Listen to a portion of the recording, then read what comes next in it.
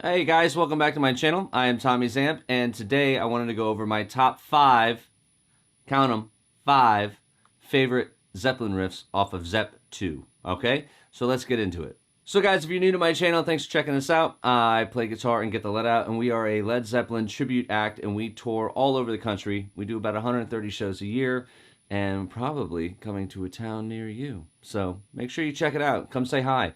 Hit me up on Instagram and let me know you're coming to the show. I definitely walk out afterwards, say hi to everybody, and yeah, I love meeting new people. So my job and Get the Lead Out is to try my best every night to recreate the sound and vibe of the one and only Mr. Jimmy Page. And so I figured I'd go over some of my favorite riffs off of the record. So today we're talking all about Zepp 2. That record has a lot of meaning for a lot of people that I talked to, that this was the album that got them into Led Zeppelin when it came out. So let's get into some of the riffs. What I'm doing today, I've got my trusty dusty Les Paul here, my 60th anniversary V2 custom shop, and I'm running it into my Bad Cat Cub 440R, which again, I bought that off of the one and only Mr. Butch Walker, producer, musician, singer, songwriter extraordinaire. If you're unfamiliar, you should just crawl out of the rock that you've been living under and give him a follow. He is that's enough fanboying. I don't want to overdo it, but yeah, I love him. Everything he does is awesome. And that's it. I'm not playing any pedals on this record or on today. I'm just going direct into the front of the amp, and I'm running it into my Apollo. I've got a 2x12 with a ribbon 160 and a condenser 67 for all my fellow guitar nerds. That is what I'm doing. This is what it sounds like. Little Now, the second record is where Jimmy brought in the Marshalls. So it's got a little bit heavier tone. It's got a little bit more oomph, because on the first record he was using a 59 Coronado, I believe, that Supro amp. So when he brought the Marshalls in, it kind of took the sound in a new direction, and he stuck with it from then on.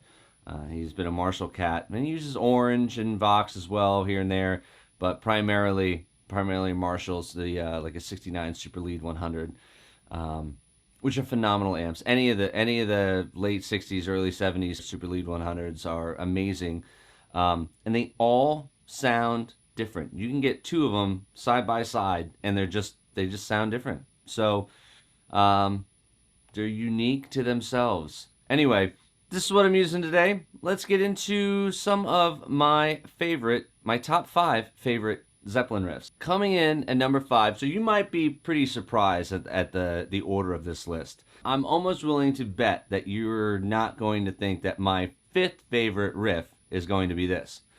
But let's check it out.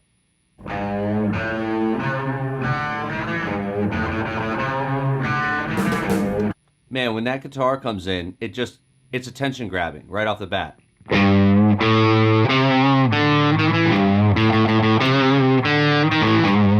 So listen to that again.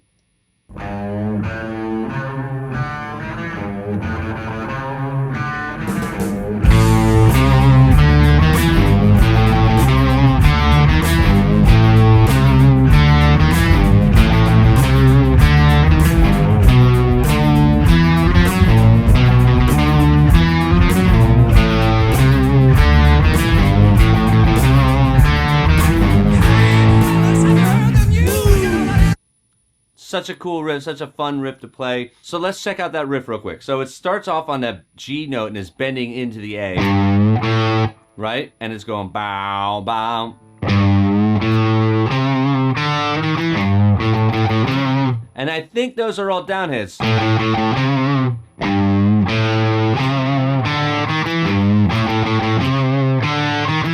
least that's what it sounds like to me.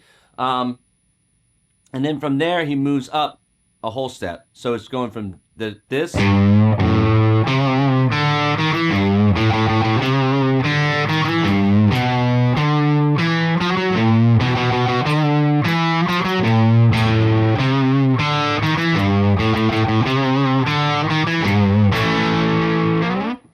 right. Such an iconic riff. And fun fact, this was actually the very first Led Zeppelin riff I feel like I'm spitting all over the place. But this was the first Led Zeppelin riff that I ever learned. It was the very first one. So the other fun part about this, the riff stays the same, but it changes where it starts. You know what I mean? So the first one, right there, and then the second. Okay, so that's what I'm talking about. But it's same as what I talked about in previous videos, where like if you learn a lick, play the lick in different keys, play the lick in different spots, and that's essentially what this is. It's the same movements, but you're just moving up. So it's going.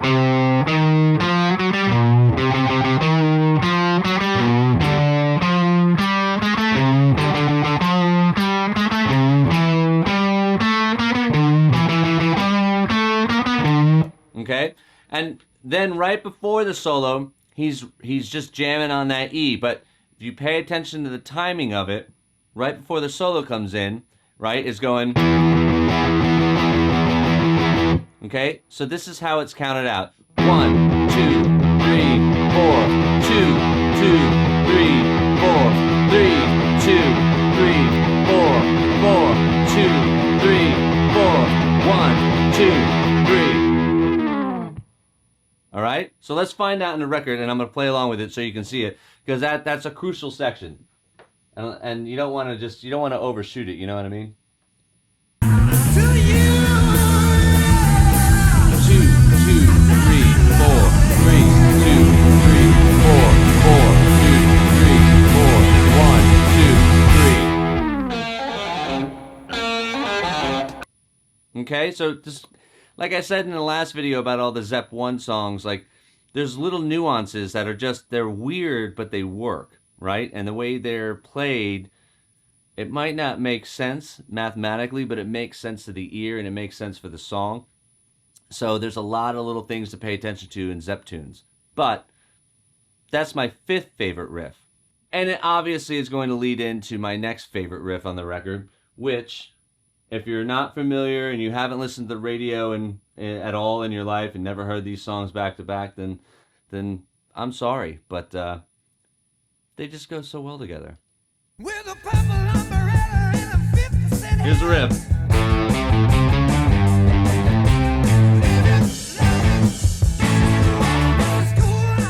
That riff, listen, it's not difficult.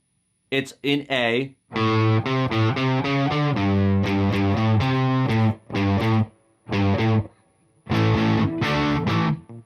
That's awesome. So check it out again. We're gonna start from the beginning, and here we go.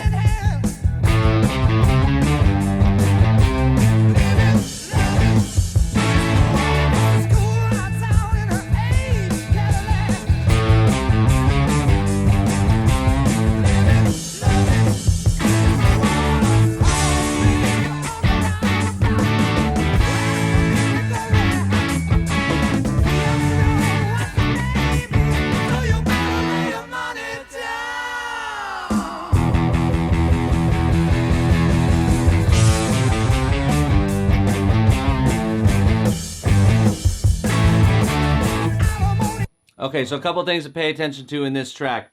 So yes, the riff is in A.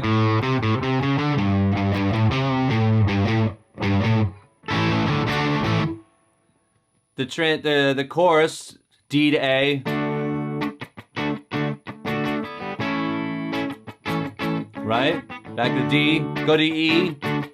But you better lay your money down. That part, the first build-up is on a low E. Right? Builds it up. The second time, and there on after, it's always on the A.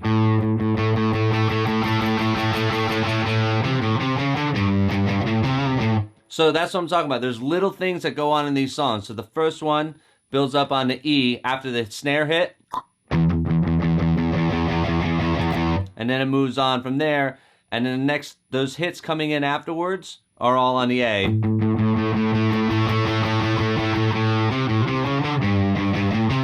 Actually, I said hits, but I meant like the build-up. Okay, so from there, I'm not going to get into the guitar solo. I mean, it's cool and all.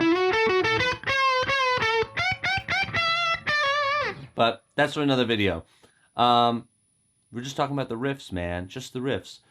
Coming in next is every drummer's favorite song on the planet. However, aside from the epic drum solo, there's a very, very cool drop D guitar riff. All right? So let's check out Moby Dick.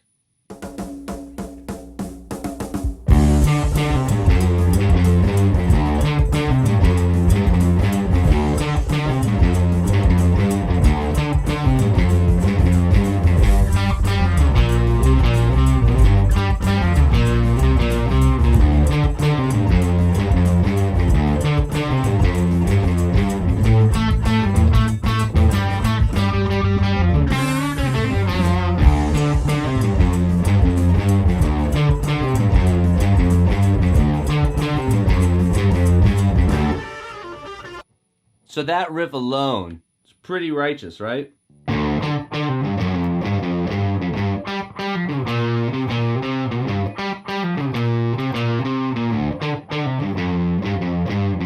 So the other cool thing about this too is that it's in drop D, okay? So I'm not quite sure on the tuning on like Black Mountain side. And Jimmy has always done alternate tunings even before Zeppelin when he was doing like the Yardbirds and, you know, he was a big session guy, so he was very accustomed to playing, and still is accustomed to playing in different tunings, open tunings, drop D tunings, whatever. But I think this is the first drop D song that Zeppelin did. So that's kind of cool. Little fun fact, if it is a fact. I think it is. But either way, let's just go over that riff real quick. You ready? So it's... and then it switches back to the D, moves up,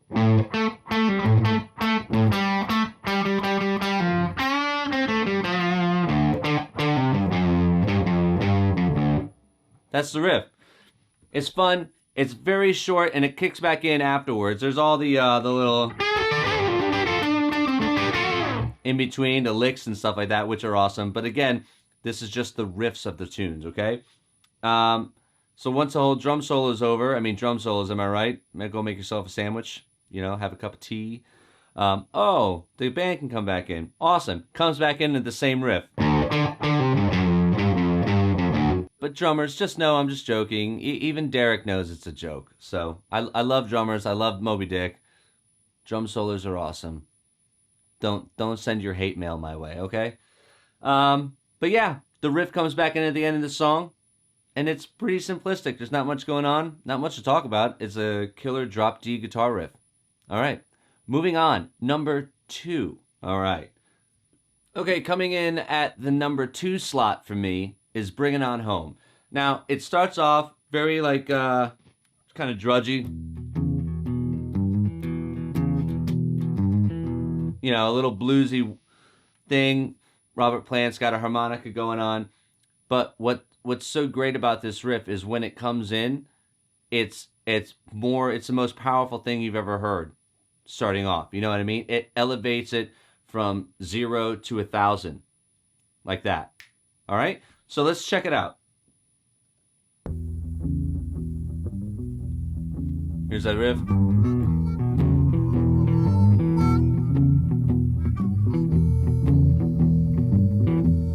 And it goes on setting a vibe. You're thinking like, oh, here's a little like Louisiana swampy tune. Goes on for like a minute and a half, almost. Listen to when that comes in.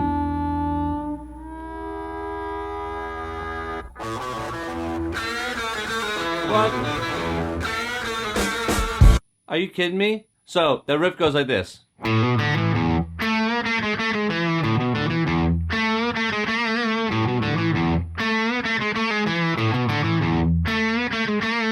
0 to 100 in the blink of an eye. I'm telling you, man, that when that riff kicks in, there's not one person still in their seat. There shouldn't be. So let's try that. Let's listen to that one more time when that kicks in.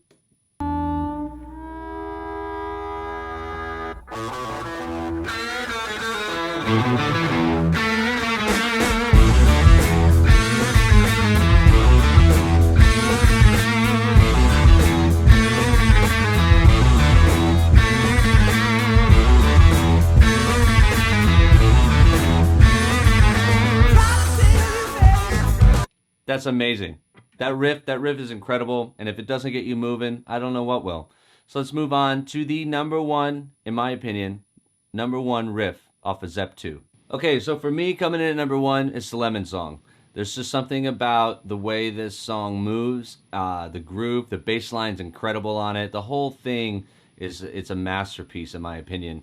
And it's basically following a 1-4-5 chord change in E. It's just a blues song in E. But the way it's approached, it kind of sounds like it's a cocked wah in a way when you listen to the but I've tried it and I haven't been able to get it with a cocked wah. So anyway, here it is.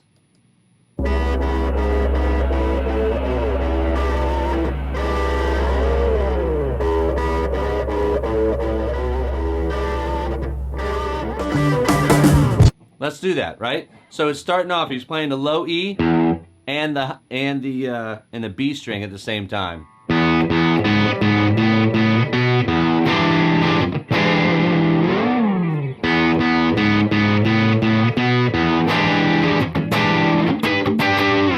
All right. So just a couple of things. The notes you're going to be playing is E, G sharp, A, B.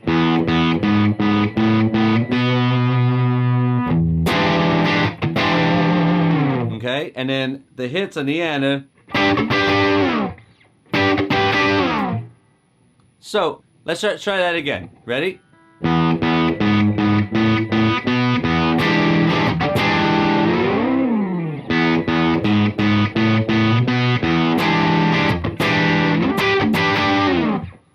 So he moves around a couple different ways. So let's just listen to it, and you'll hear what I'm talking about. All right, let's try that again. Starts off, slides up and down. Hear the hits.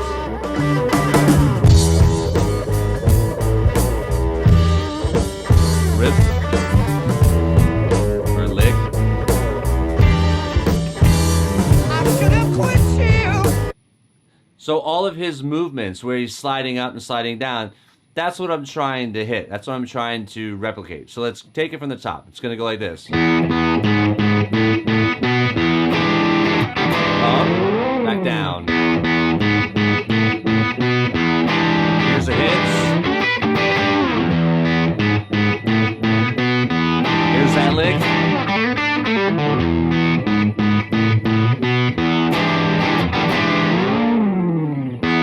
All right, so let's see if I got it. Let's listen to that again. I'll play along with it and see if I got it right.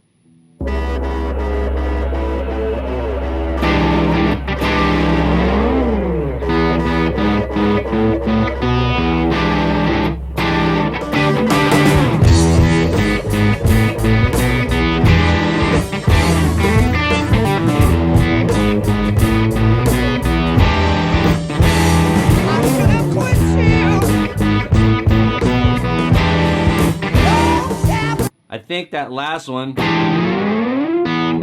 is more of that. But that's one of the things I'm talking about, though, is like I try to get all the little tiny little discrepancies that he does in there. Every little thing to me matters, so I really try and do it. And I'm never going to get it exactly the same way every time. You know, the room sounds different. I'm a human being, you know, so are you. You're going to make mistakes, and it's okay. But, you know, you're trying, man. That's all that matters. I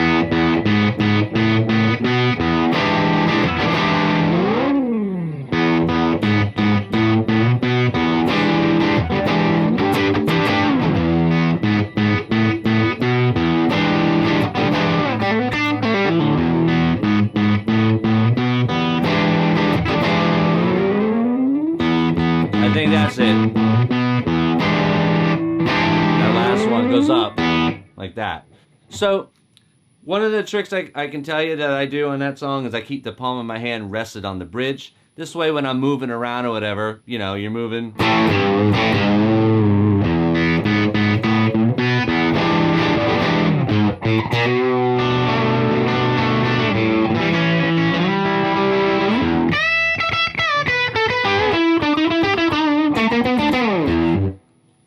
Everything's locked in place. If my hand's floating around, it's a little more difficult to be as precise.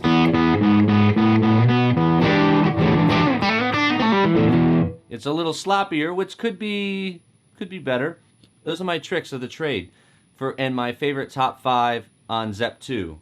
So guys, that's going to wrap it up for me today. Thanks so much for checking this video out. If this is your first time here, please hit that like and subscribe if you enjoyed this video. It does wonders for my channel and it really helps me out. I do appreciate it. Thank you very much. I'm still going after my new goal of 5,000 subscribers within the next year. So again, every little bit helps. Let me know in the comments below if you have any questions about this video, the gear I was using. I have links in the description below. And yeah, moving forward, just continue to be awesome. Be awesome to yourself, be good to yourself, be good to each other, and I will see you all in the next video. Thanks again.